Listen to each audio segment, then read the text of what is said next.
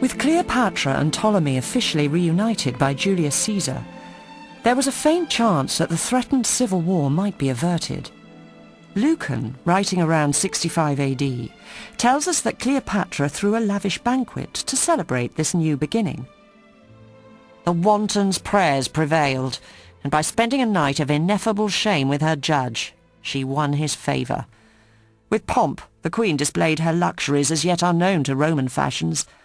There in her fatal beauty lay the queen, thickly daubed with unguents, content neither with her throne nor with her brother spouse. She lay laden with all the Red Sea spoils on her neck and hair, faint beneath the weight of gems and gold.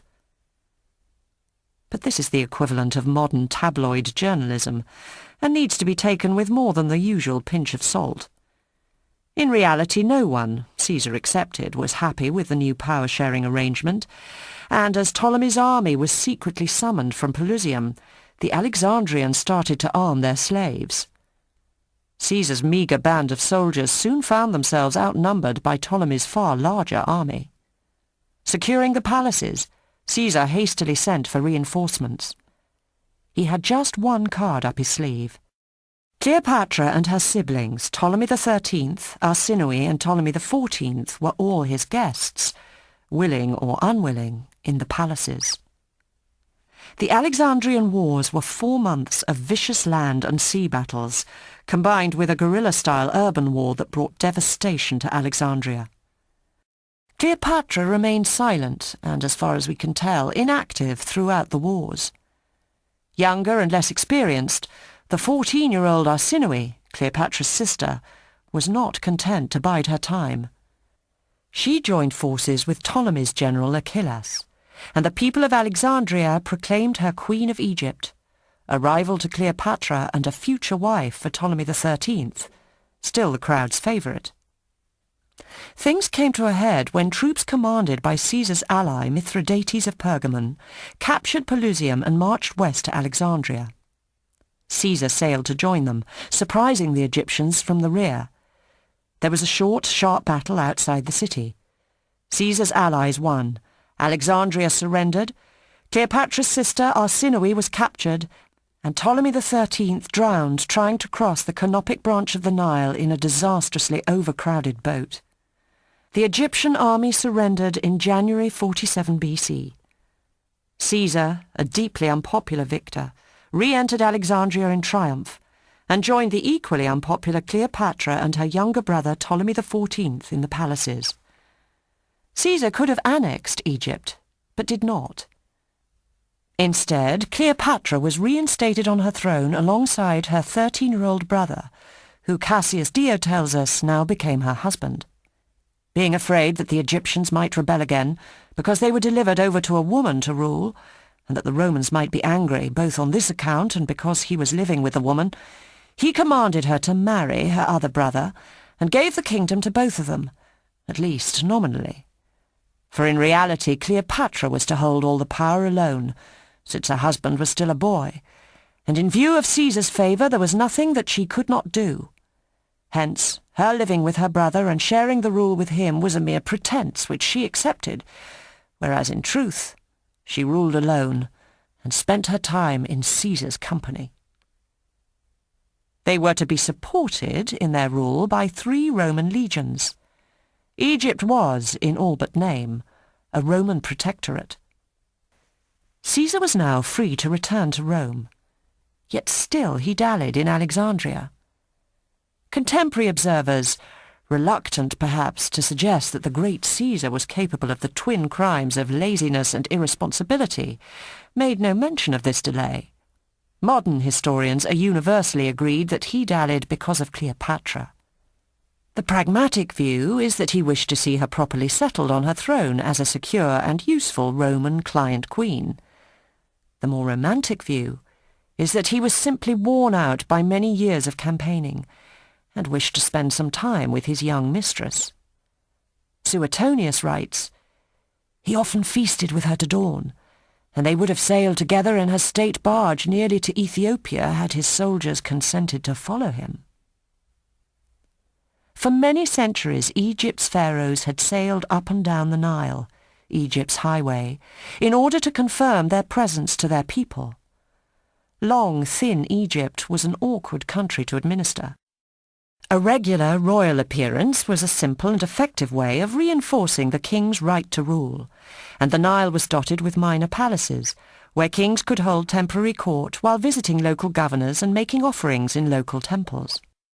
Now, if Appian and Suetonius are to be believed, Cleopatra was preparing to sail down the Nile, and Caesar had agreed to accompany her.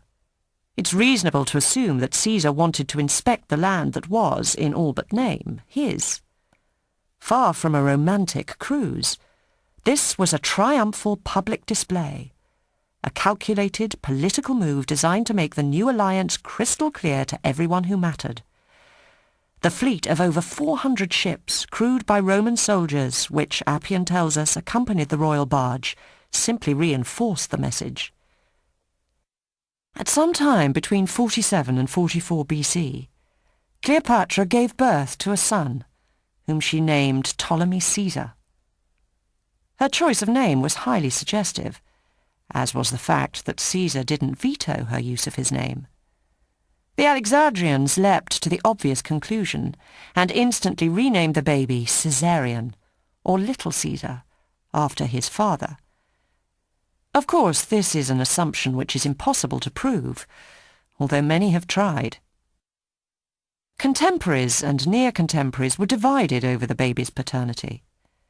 Dio tells us that Cleopatra pretended that Caesarion was Caesar's child, while Suetonius tells us that Caius Oppius composed a careful text explaining that he was not.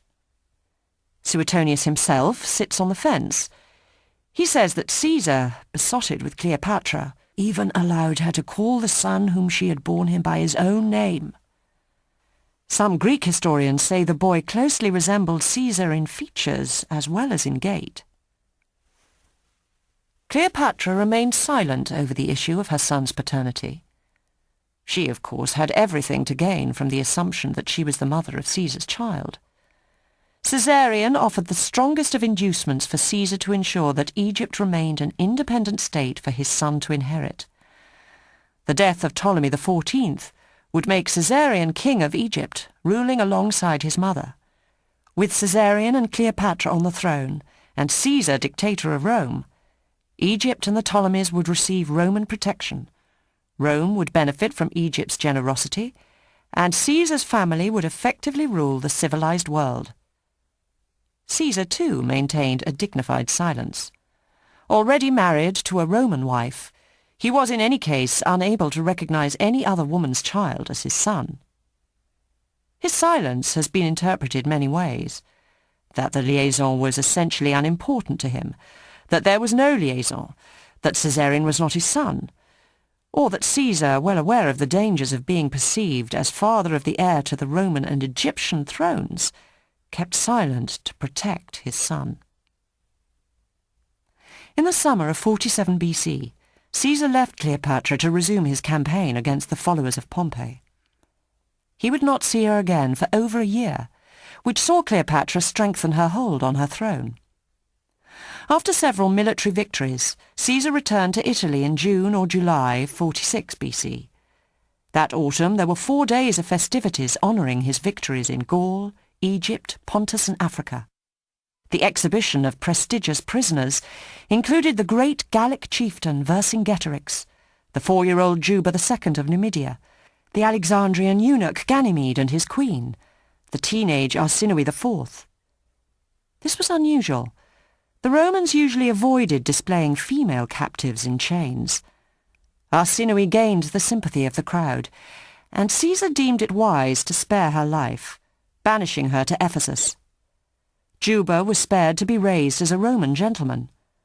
Vercingetorix, who had already suffered 6 years of solitary confinement, was garroted immediately after his public appearance.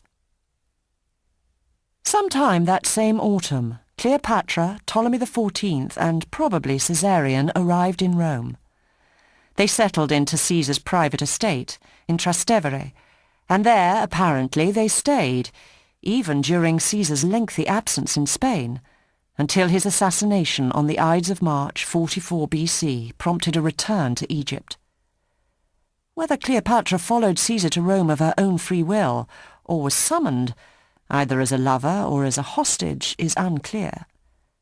There is certainly no evidence that she made the grand entry beloved of filmmakers. It's impossible to imagine Romans turning out to cheer a foreign queen, unless they were jeering at her as a captive. Whatever its purpose, the visit played into the hands of Caesar's enemies, who were quick to spread malicious gossip. Caesar intended to divorce the Baron Calpurnia and marry Cleopatra. Caesar had definitely decided to move his capital city to Alexandria. Caesar was planning to pass legislation that would allow him the right to as many foreign wives as he liked. Dio tells us that Caesar was unconcerned about the growing resentment. He incurred the greatest censure from all because of his passion for Cleopatra. Not now the passion he had displayed in Egypt, for that was a matter of hearsay, but that which was displayed in Rome itself. For she had come to the city with her husband and settled in Caesar's own house, so that he too derived an ill repute on account of both of them. He was not at all concerned, however, about this, but actually enrolled them among the friends and allies of the Roman people. Cicero, a dedicated republican, met Cleopatra at this time and despised her for her arrogance. "I hate the queen. Her insolence when she was living in Caesar's house in the gardens beyond the Tiber I cannot recall without indignation. So no dealings with that lot." This extended Roman visit is yet another hazy period in Cleopatra's life. We cannot be certain that an entire unbroken 18 months was spent in Rome. Indeed, it seems unlikely that Caesar, having only just restored stability to Egypt, would wish to risk Cleopatra's precarious hold on her throne. It may therefore be that there were two entirely separate visits to Rome, an initial diplomatic mission to gain official recognition as a friend and ally, and a second visit a year later to discuss the future of Egypt and Cyprus. Caesar returned to Italy in the summer of 45 BC, battle-weary and suffering from worryingly frequent attacks of epilepsy. On the 13th of September, having gone to his private Levaicum estate, he wrote a will, which stipulated that should he fail to father an heir, 3/4 of his estate was to pass to his great-nephew Octavian, whom he adopted posthumously as his son. The remainder of his estate was to be shared between his nephews. His natural son, Ptolemy Caesar, was not mentioned. He could not have been. Roman law forbade bequests to foreigners. Cleopatra and her entourage returned to Alexandria. A papyrus confirms that Ptolemy XIV was still alive in July. He was, however, dead before the end of August. With no other heir to the throne, the 3-year-old Caesarion became Ptolemy XV, Theus Philopator Philometor, the father-loving, mother-loving god.